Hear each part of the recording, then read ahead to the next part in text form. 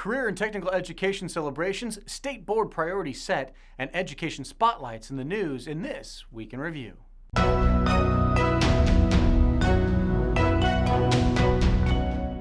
Welcome to the Week in Review at the Nebraska Department of Education. I'm David Jesperson, Public Information Officer for NDE.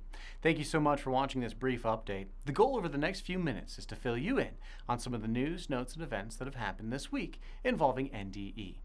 And this month is Career and Technical Education Month, and we're celebrating the 25,000 plus students across the state currently participating in one of 7 career and technical student organizations. CTSOs foster career readiness, skills, and leadership opportunities. Student leaders started the month at the Capitol with a proclamation signing by the governor. Also in recognition of CTE Month, a group of advanced culinary students from Lincoln North Star High School visited the February State Board meeting to plate and serve a custom-made lunch to state board members. And dozens of student leaders from around the state gathered in the West Chamber and Capitol Rotunda during CTSO Legislative Day. The students learned about state government and civic readiness firsthand by talking one-on-one with state senators, and the group as a whole was recognized on the floor by the Nebraska legislature. More information about Nebraska's career and technical education programs and CTSOs can be found online at education.ne.gov/NCE. The State Board of Education restructured committee meetings and board work sessions to become more efficient and productive. Board members made the changes in their February meeting. The Thursday work session will become more flexible with times determined month to month as necessary and will no longer be broadcast live. This change allows for more discussion time in committee meetings. There's no change to regular board business meetings usually held on Fridays. Board members also took stances on a number of education-related bills proposed by the Nebraska legislature.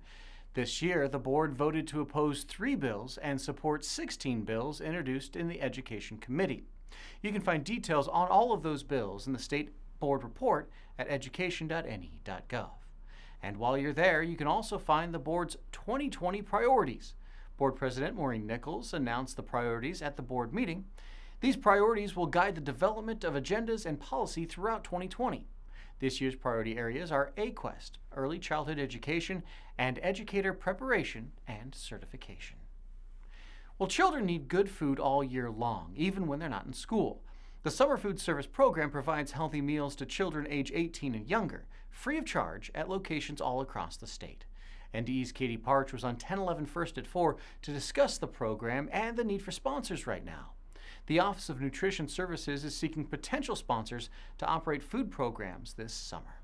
Eligible sponsors include public or private nonprofit schools, residential camps, and local, municipal, county, or state government, as well as private nonprofit organizations. You can find out more info by going to our website and searching Summer Food Service Program.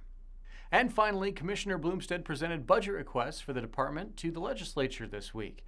During his presentation, he highlighted the need for additional support for the costs of AQuest, school funding, ESSA reporting, retirement benefits, and ACT costs and staffing. And thank you for tuning into This Week in Review. We'll see you next time with the latest news from NDE.